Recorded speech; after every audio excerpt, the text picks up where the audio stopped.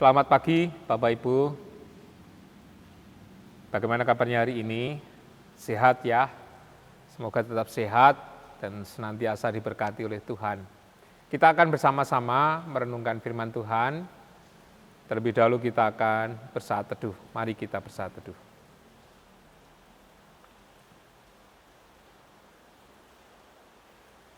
Firman Tuhan saya ambilkan dari Kitab Yosua. Kitab Yosua pasalnya yang pertama, ayatnya yang ke-6 dan ke-7.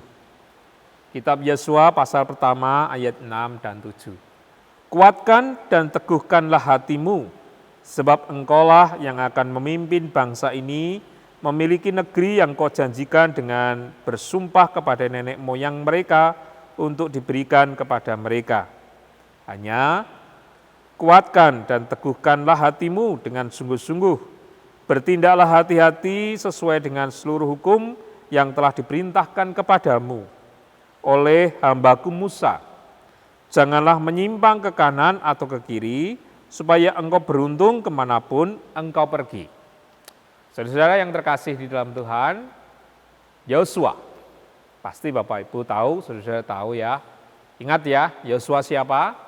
Yosua adalah panglimanya Musa yang dengan setia dari mulai keluar dari tanah Mesir sampai ke tanah Kanaan.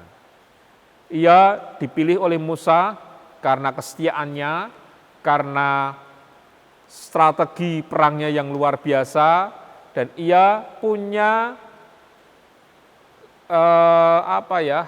punya sesuatu karisma atau bagaimana cara menuntun, mengikuti Musa dan mendampingi ketika Musa memimpin.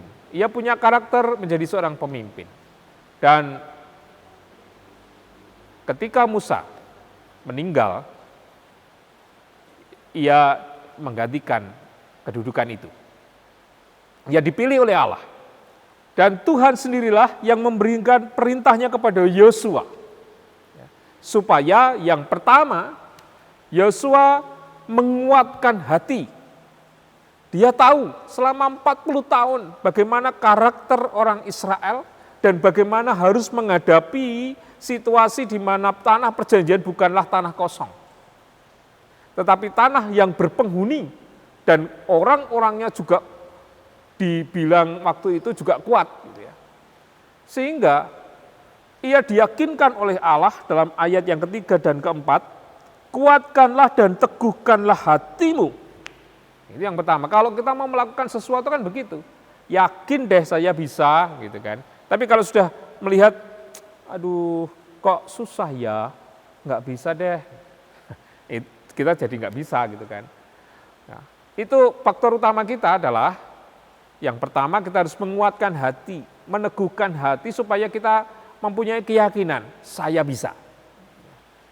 Melakukan apapun harusnya begitu memang. Saya bisa, soal nanti kemudian berproses, ada yang cepat, ada yang lama. Tapi tujuannya sama kan, supaya bisa gitu kan. Itu soal lain. Itu soal lain.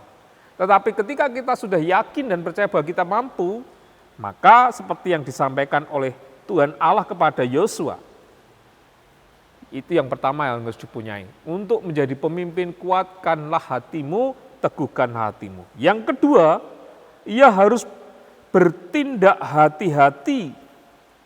Sesuai, yang pertama bertindak hati-hati dan sesuai hukum yang telah diperintahkan kepadamu oleh hambaku Musa. Dan yang ketiga, janganlah menyimpang ke kanan atau ke kiri. Dan yang keempat, supaya engkau beruntung kemanapun engkau pergi, itu buahnya. Secara yang dikasihi Tuhan, terutama anak-anak, dan barangkali juga anak-anak muda yang saat ini sudah lulus. Ada yang lulus dan kemudian masih harus mencari pekerjaan di masa pandemi ini sulit gitu ya. Yang terutama harus kita lakukan adalah bagaimana meyakinkan diri kita dengan apa yang sudah kita peroleh. dan libatkan Tuhan dalam pergumulan kita, supaya kita dimampukan melihat peluang yang ada. Memang sulit di masa ini, tetapi mari seperti yang diperintahkan Tuhan kepada Yosua, kita pun juga harus bisa menjalankan hal itu. Sebab ketika semuanya itu dilakukan oleh Yosua, Tuhan akan selalu menambahkan apa yang sudah kita mulai.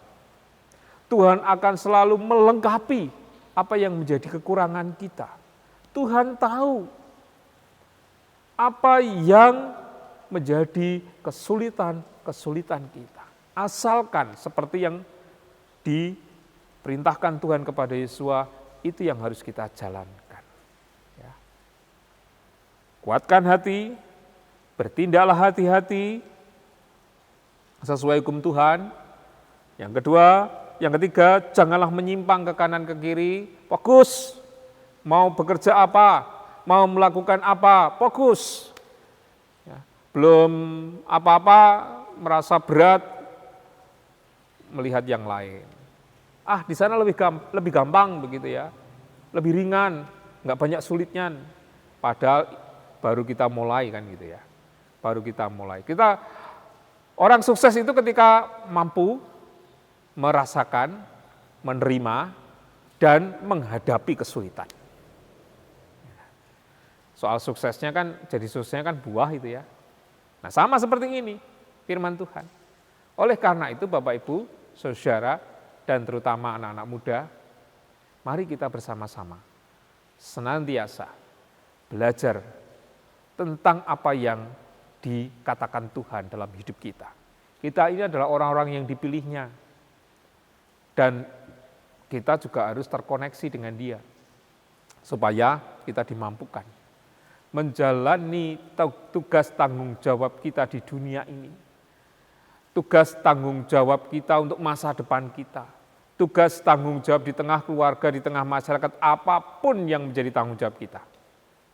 Dengan demikian, kita akan menjadi berkat atas apa yang sudah diberikan Tuhan melalui pekerjaan, melalui tanggung jawab kita masing-masing.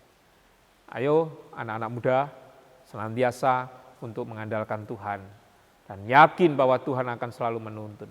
Demikian pula Bapak Ibu Saudara semuanya, mari kita selalu mengandalkan Tuhan supaya kita dimampukan untuk menjadi pemimpin, menjadi apapun yang sekarang sedang kita lakukan maupun yang sekarang menjadi tanggung jawab kita. Tuhan berkati. Amin.